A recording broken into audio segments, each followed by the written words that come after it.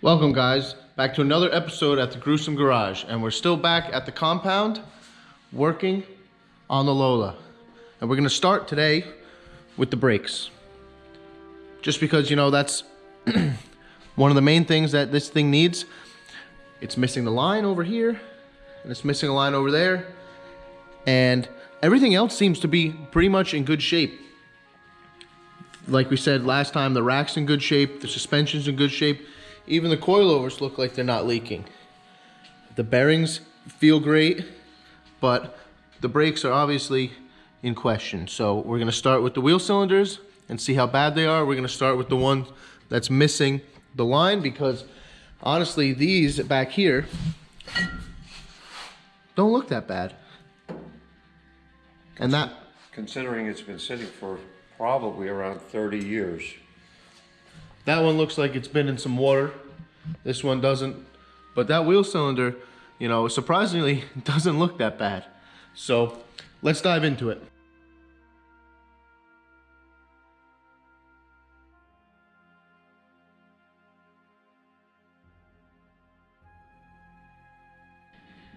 No moisture inside the cap.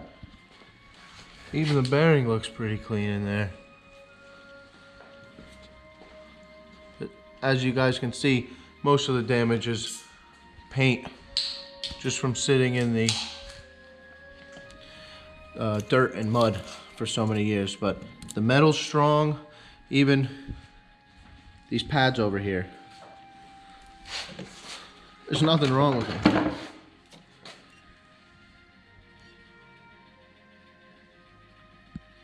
Even has the name on it, Girling. You know what they say? Dignified. In his case, it's dingo-fied. So we got the wheel cylinder all apart, and as you can see, it is completely seized. So we're gonna be ordering a few of those. They're pretty cheap, and the Master looks like it's probably okay, but why not get a new one? It's ancient. The inside looks surprisingly clean, but he wants a new one. We also took off the rear, and this was the nicest one, as the other side's missing the brake line. And even this one, you know, you can see under there, the brake juice is just dried and corroded everything. So we're getting all four Masters. They're on the way. They should be here soon. Or, sorry, wheel cylinders, and they should be here soon. But before we get to those, because they're not here yet, we got the new Master. Now, obviously, it's not the same one, but thanks to our good friend Bob, who has been putting together off-the-shelf parts, a parts list for us, just like he found the wheel cylinders, which I could not find myself. They're actually off of a Mercury Capri from 76 to 77. I would have never found that. I was Googling pictures of wheel cylinders for hours, trying to figure it out. You know, I could find the shape and pattern over here, but I could not find ones with the divot like that. So thankfully, he had the part number for us, and we found them. We got them ordered up. They were $11 a piece on eBay. And we also got this Master cylinder, this beauty from Willwood.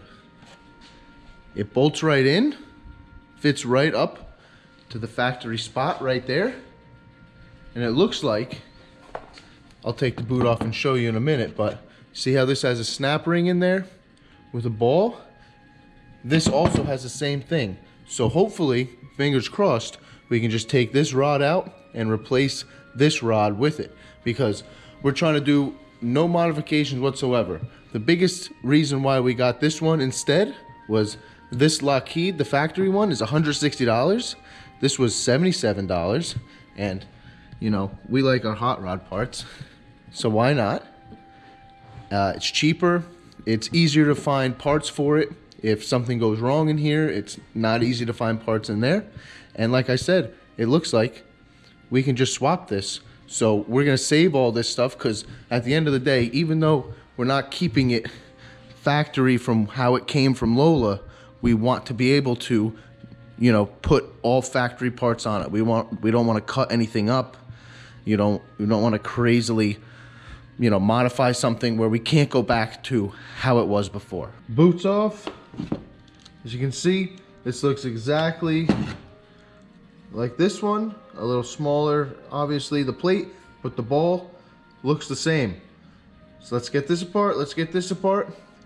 And hopefully, it's just a quick swip swap.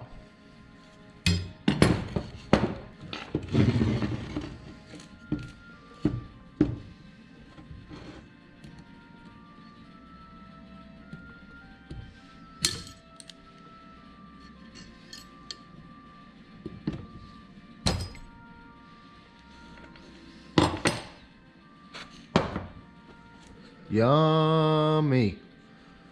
Does not look good.